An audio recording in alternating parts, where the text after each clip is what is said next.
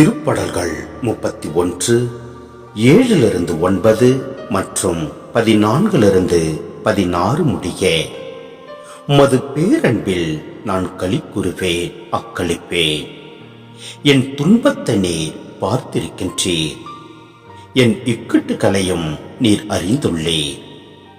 என் எதிரியின் கையில் என்னை நீர் விட்டுவிடவில்லை. அகன்ற இடத்தில் என்னை காலூன்றி நிற்க வைத்தீர். ஆண்டவரே, எனக்கு இரங்கும், ஏனெனில் நான் இக்கட்டான நிலையில் உள்ளேன். துயரத்தால் என் கண்ணும் என் உயிரும் என் உடலும் தளர்ந்து போயின. ஆண்டவரே, நான் உம்மீது நம்பிக்கை வைத்துள்ளேன். நீரே என் கடவுள் என்று சொன்னேன். என் வாழ்வின் ஒவ்வொரு கட்டமும் உமது கையில் உள்ளது.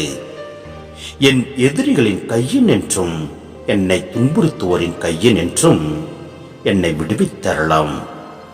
உமது முகத்தின் ஒளி அடியேன் மீது வீசும்படி செய்யும். உமது பேரன்பால் என்னை விடுவித்தரலாம்.